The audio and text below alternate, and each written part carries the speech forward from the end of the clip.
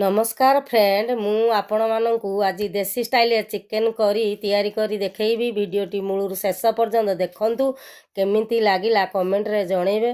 तापर चिंगुड़ी मो भजा मध्य देखैबी। चिंगुड़ी मो पाई तैयारी हेइथला। प्रथमे आमे चूड़ा उपमा करी चा साथी खाईदेलु माँ झील। तापर मु मसला आगु रेडी कर देथिली। चिंगुड़ी को मध्य भाजिया आरंभ करदेली तावारे पकईकरी। तावारे पकईला बेल को मन पड़ा जे लंका पड़नी से लंका गुंड टे पकाला राग पाई। भजा एथर पूरा माने लाल देखागला। देहरे मसला देहरे भाजी भाजी पूरा मु लाल करदेली। मसला ता देहरे लटपट ही लगिगला। ताकू मु कौन कली गोटे प्लेट रे बाहर करदेली। प्लेट को बाहर कर सारा पर मु एपटे कौन करथिली ना चिकेन को हलदी लुण गोलैकी रखी तेल कड़े बसैक मुझे भाजापी चेष्टा कली। भाजिले ता देहरे आलू पकईदेली। भाजिले कौन हुए ना तार कंचा स्मेल आइंसिया गंध छाड़ी जाए। झोल आइंसिया गंधे ना से आलू पकईवा द्वारा ता सांगे मिसिकी से भाजी हो भाजी हो गलापर मुझे कौन कली ताकू छाड़ी देकरी एपटे तेल कड़े बसई जीरा पकईदेली मसला कषापाई। तापर टमाटो काटिकी रखी ताकू पकईदेली। तापर लुण स्वाद अनुसार पकईदेली।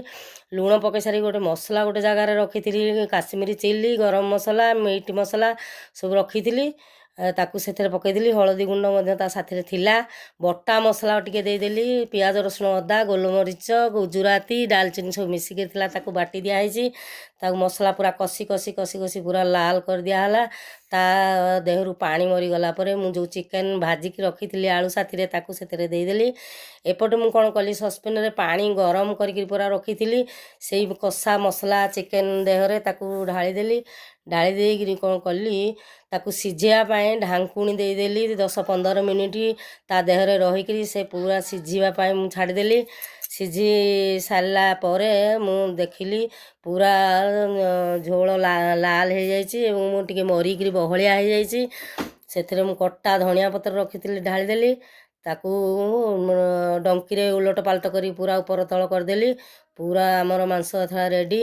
मु कौन कली गोटे प्लेट को बाढ़ी आनली। देखंतु केते सुंदर होइछे। आमर बड़ फड़िया गोड़ फड़िया कहीं खाती घृणा करती हाड़ थिबा जोगु तेणुकर आमर छोट छोट पीस ही अणा जाए। देखंतु केते सुंदर होइछे। वीडियोटी आपण माने आरंभ शेष पर्यंत देखिथिबारु धन्यवाद। एथर मो चैनल को लाइक सब्सक्राइब शेयर करिवे। जय श्री राम।